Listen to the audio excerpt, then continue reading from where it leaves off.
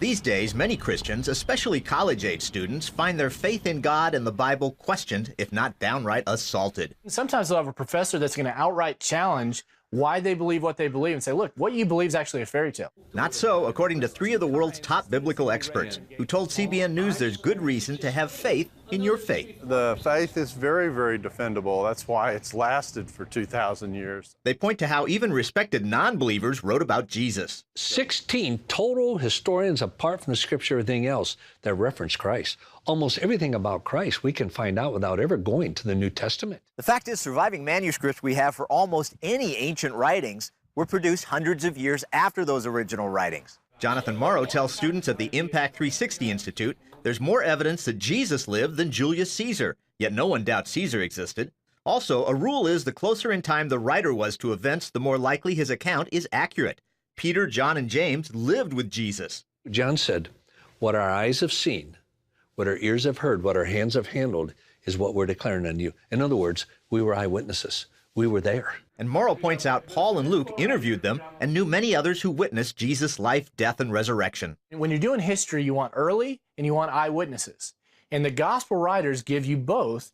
They investigated everything carefully. They have the ring of truth to them. They include embarrassing details. Another understanding among scholars? What the age does, they find the closer the manuscript to the original, less chance of error or miscopying. But McDowell explains no original copies exist of the most well-respected and accepted ancient works. When you look at Greek and Roman historians like Herodotus and Tacitus and Livy, those are hundreds of years later, 500, 600, 700 years after the fact. Bible manuscripts, though, get closer to the original work than any other. We've got manuscripts and fragments that show up within 35, 40 years of the time when they were written. Why does that matter?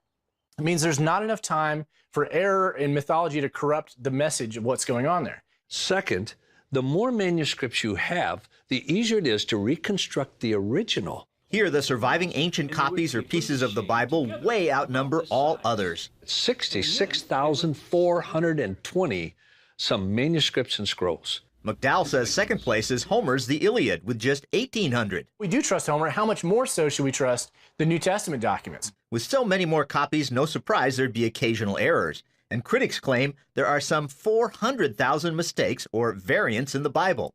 Well, 99% of those 400,000 or so number evaporate. Simple spelling errors, word order. Like H-O-N-O-R, H-O-N-O-U-R. But none of those texts that are in question affect any central teaching of Christian doctrine or practice. And Bach and Morrow explain to students many of the so-called contradictions in the Bible are just different ways of telling the same story. And difference does not equal contradiction. It's just difference. Doubters have a hard time believing that the Bibles we're reading today could accurately reflect the actual words written by the authors so many centuries ago. But McDowell explains how for Jewish scribes, copying books like Genesis and Exodus was holy work and strictly controlled. 4,000 regulations the scribe had to follow to guarantee accuracy. Monks had tight rules for copying as well. Another reason to trust the Bible, archaeology and related research have time and again shown the Bible's true and Bible skeptics wrong. Archaeology has probably cleared up already over half of all what appeared to be alleged discrepancies in the scriptures. Skeptics would say there's no record of a Nazareth, so the New Testament can't be true, and no record of the Hittites, so the Old Testament can't be true. Well, archaeology and associated research shows both existed. But now you can go to Harvard or anywhere else and study the Hittite language. Finally, there's the proof of logic. The apostles kept saying to their opponents, you know what I'm talking about. You were there. McDowell points out that's a crazy thing to do if you're making the whole thing up. They appealed to the knowledge of their opponents for the facts of which they talk about.